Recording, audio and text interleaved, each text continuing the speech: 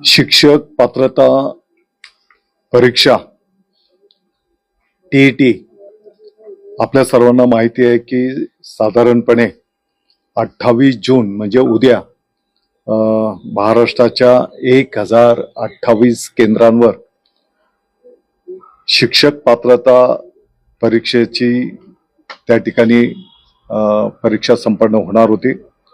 ही परीक्षा महाराष्ट्र राज्य परीक्षा परिषद पुणे यांच्या माध्यमातून कंडक्ट केली जाते।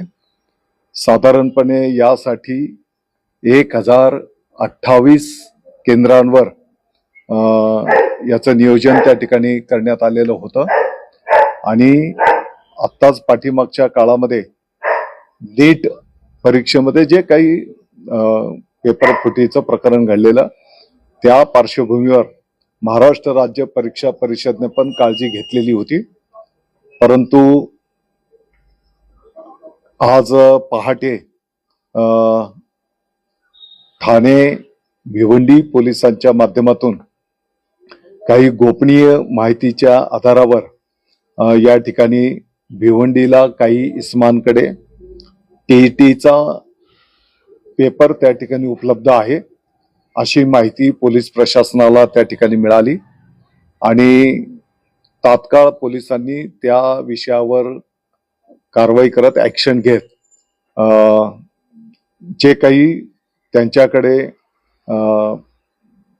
परीक्षा पेपर मिळाले ते पाहिल्याच्या नंतर साधारणपणे आता जी काही परीक्षा कंडक्ट केली जाणार होती उद्या, तर त्या प्रश्नपत्रिकेतील काही प्रश्न समान आहेत असं त्या ठिकाणी दिसून आलेलं आहे।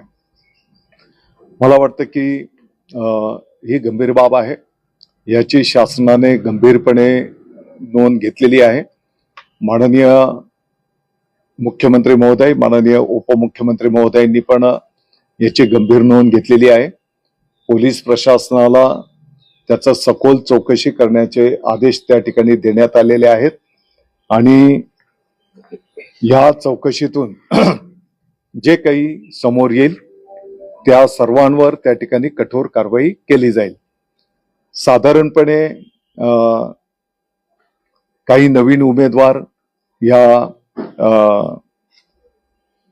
शिक्षक पात्रता परीक्षेला बसतात आणि त्याच्यासोबतच जसं पाठीमागच्या काळामध्ये माननीय सर्वोच्च न्यायालयाने जुन्या शिक्षकांनाही टीईटी बंधनकारक केलेली आहे, तर तेही शिक्षक या परीक्षेला बसणं त्या ठिकाणी अपेक्षित होतं आणि साधारणपणे ही 2 टप्प्यांमध्ये परीक्षा कंडक्ट होते।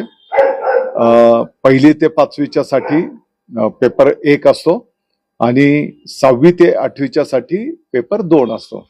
या पद्धतीने महाराष्ट्र राज्य परीक्षा परिषदच्या माध्यमातून ही परीक्षा कंडक्ट केली जाते आणि दुर्दैवाने जी काही घटना त्या ठिकाणी आढळून आलेली आहे, पोलीस प्रशासन या संदर्भातलं खोलवर जाऊन तपास करतो आहे।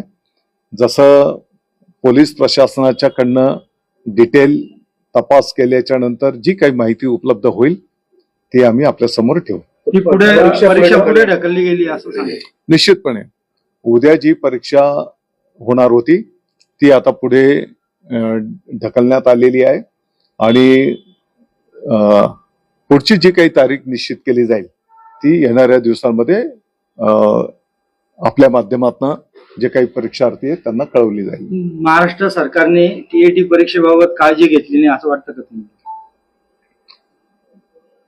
जिथपर्यंत पाठीमागच्या काळामध्ये नीट परीक्षेमध्ये काही घटना ज्या घडल्या त्याच्या आधारावर ऑलरेडी शिक्षण विभाग म्हणून आम्ही या संदर्भामध्ये सूचना केलेल्या होत्या आणि महाराष्ट्र राज्य परीक्षा परिषद ही एक स्वतंत्र यंत्रणा आहे आणि या यंत्रणेच्या माध्यमातून ही परीक्षा कंडक्ट केली जाते आणि म्हणून त्यांनाही आम्ही या संदर्भातलं नियोजन आणि पारदर्शकता आणि कुठल्याही पद्धतीचा गैरप्रकार होणार नाही या संदर्भातले निर्णय झालेले होते।